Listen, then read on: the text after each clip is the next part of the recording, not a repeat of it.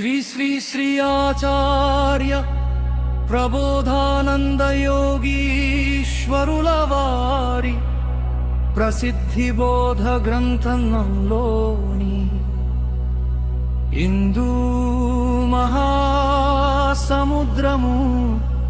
అనే అద్భుత ప్రవచనం ఆధారంగా రూపొందించిన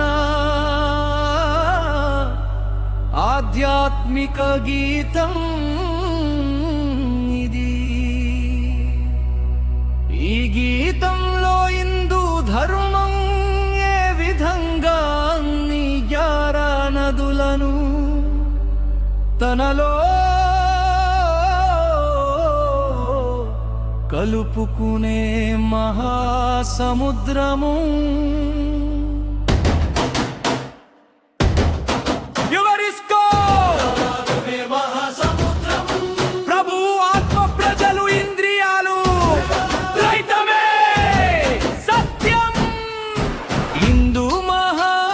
సముద్రము ఇది జ్ఞానానిధుల నిలయము.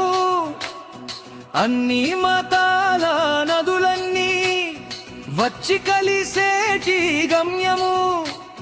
చీలికలు లేని సమరస భావం లోకమును ఏలే ఏకత్వ రూపం.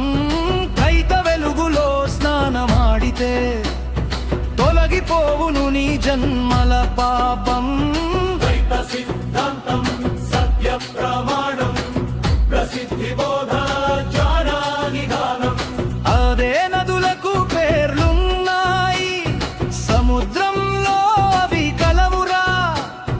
మతలన్నీ వేరైనా దైవము చెంతకు చేరవురా. ఉప్పును దాచుకున్న సముద్రంలా లోపల గానము దాచుకుంది. అలల రొదను చూసి తక్కువగా నువ్వు ఎంచకురా. ప్రభువుగా ఉన్న సముద్రం ముందు నదులన్నీ ప్రజలై వంగును. నరన సాగరపు లోతు తెలిస్తే నీ అహంకారమే అణగును. ప్రభు ప్రజా శాసనము ఆత్మది, సేవ ఇంద్రియాలది.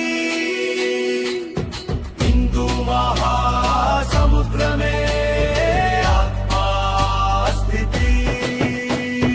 ఎన్ని నదులు వచ్చి చేరినా సముద్రము ఎన్నడూ నిండదురా.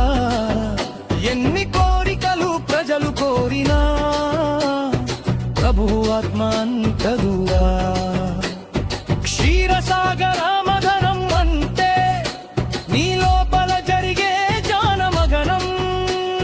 ద్వైత సిద్ధాంతపు అమృతం కలిగితే మాయా ప్రపంచము శూన్యం. ఇంద్రియాలనే ప్రజలను దాటి ఆత్మ ప్రభువును చేరుకో. హిందూ ధర్మపు మహాసముద్రాన ముక్తిని నీవు పొందుకో. శరీరము వేరు, ఆత్మ వేరు, పరమాత్మ వేరు.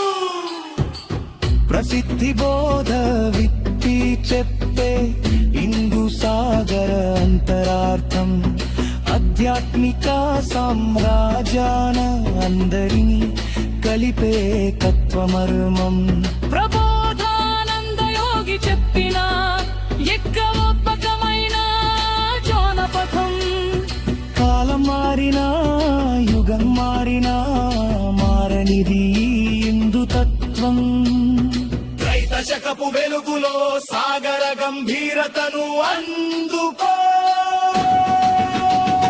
యోగి చూపిన మార్గమిది, అనంతంలో నీవు ఐక్యమవ్వు.